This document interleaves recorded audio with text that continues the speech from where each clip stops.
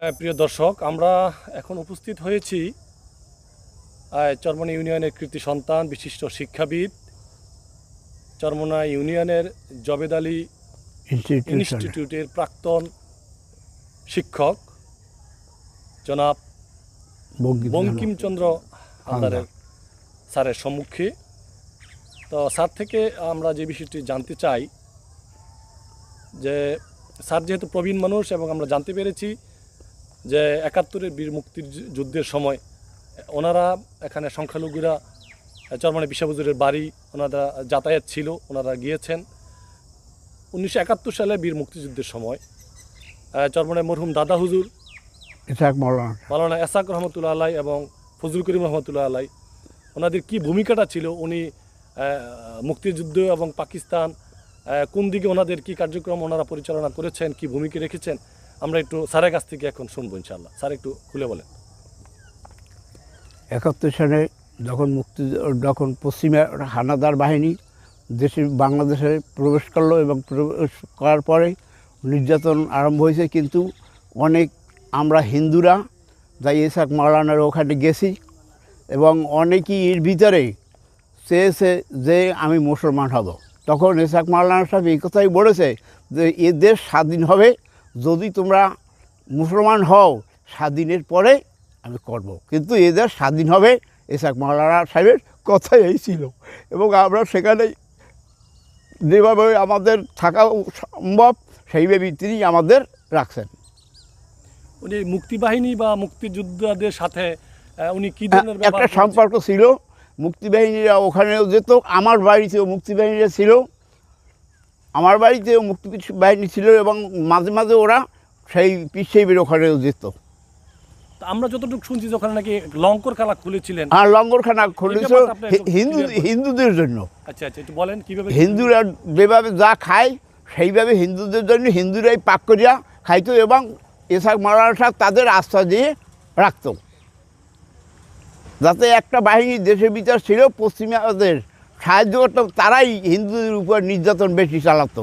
কিন্তু এই জন্য আমরা অধিকাংশ লোকই ইসাক মাওলানার ওখানেই গেছি এবং সেই মাদ্রাসায় আমরা রয়েছি এবং আমাদের জন্য তারা লঙ্গরখানা খুলছে এবং আমরা বাঁচছি। আচ্ছা, ওই যে আমরা একটা কথা যেটা শুনি যে ১৯৭১ সালে যে সমস্ত হিন্দু মহিলারা চরমোনাই দরবারে চরমোনাই মাদ্রাসায় হুজুরের কাছে আশ্রয় নিয়েছিল, এই হিন্দু মহিলাদেরকে উনি পাকিস্তানি বাহিনীর হাতে তুলে দিয়েছেন। না না না না, খুলে বলেন। না না, হিন্দু কোনো অত্যাচার বা কোনো জুলুম আমাদের ভিতরে, হিন্দুদের ভিতরে কোনো জুলুম অত্যাচার হয়েছে পারে না সেখানে যাওয়ার পর। মহিলারা কীভাবে ছিল? মহিলাদের আশ্রয়স্থল দিয়েছে, হিন্দুদের পুরুষদের আশ্রয়স্থল দিয়েছে। আমরা অনেকদিন পর্যন্ত সেই ইসাক মাওলানা পীর সাহেবের ওইখানে ছিলাম। তাহলে ওই যে যারা ওনাদেরকে রাজাকার বলতে চায়, এই ব্যাপারে আপনি কী বলেন? না, রাজাকার তো নাই তারা। এবং ইসাক মাওলানা সাহেব জোর দিয়ে বলেছে যে এদের স্বাধীন হবে, তোমরা ধৈর্য ধরো, এদের স্বাধীন হবে। তার মুখ থেকে স্বাধীনতার বের হয়ে আসছে এবং ঠিকই তার কথা মতো দেশও স্বাধীন হয়েছে।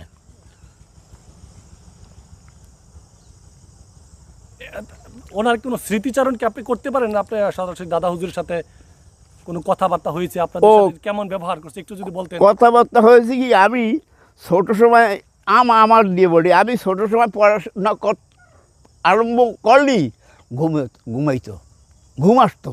কিন্তু একদিন বোট আমাদের ঘাটে লাগাইয়ে রাখছে এবং কিছু মালামাল লাগবে, মালামাল আনতে পৃথিবীর ওইখানে চলে গেছে। তখন আমার দাদাই আমাকে দিয়ে সেই ইসাক মাওলানার পৃথিবীর ওইখানে গেছে। সে শুধু মাথায় আমার হাত দিয়েছে, হাত দেওয়ার পরে আমার আর ঘুম পড়াতে আর ঘুম আসতো না এবং যেই হাত দিয়েছে বুঝলাম কি আমার মাথা ঠান্ডা হয়ে গেছে। কাজী সে বিশ্ববাসী হোক, আমি এখনও দোয়া করি তারা বিশ্ববাসী হোক বা তার ছেলে আসলে যে সেও ফজল করিম সেও বিশ্ববাসী হোক, এটা আমার খোদার কাছে বা সৃষ্টিকর্তার কাছে কামনা বা প্রার্থনা। কোনো আপনার আর কোনো কি স্মৃতিতে আসে, আর কোনো কিছু মনে পড়ে? তারপরে যারা তার নাতি বা এখন বর্তমানে যারা আছে তারাও আর বিএনপিরা নির্যাতন করতো হিন্দুদের উপরে। আমরা বাড়িঘর ত্যাগ করে সেখানে রয়েছি, বাঁচছি সেখানে থেকে, এবং আমাদেরও বাঁচাই রাখছে। এই কিছুদিন আগে যে বিএনপিরা হিন্দুদের উপর নির্যাতন করতো 2001 সালের পরে পরে যে কিছু সমস্যা হয়েছিল, মারধর, লাঠি ছোড়া নিয়ে মারধর, ঘর ভাঙ্গা, এইভাবে আগুন দেওয়া, এইভাবে কিছু তখন হয়েছিল। কিন্তু আমরা তখন তার এই বর্তমান পৃথিবীর আশ্রয় নিয়েছি সেখানে, কিন্তু আমাদের কিছুই হইতে পারে নাই। আর বর্তমানে আমরা মনে করি যে কাজ হোক বা না হোক আমরা শান্তিতে আছি। তারা যে চেয়ারম্যান হয়েছে এখন আমরা শান্তিতে আছি। দেশের ভিতরে লুটতরাস, মারপিট, কেউ যে ইচ্ছা করে একটা থাপড় দেওয়া বা ধাক্কা দেওয়া, এই সমস্ত কিছুই হইতেছে না। আমরা খুব শান্তিতে আছি। আপনার একটু পুরো নামটা, আপনার বাবার নামটা একটু যদি বলতেন। মনোরঞ্জন হালদার, সেও মেম্বার ছিল।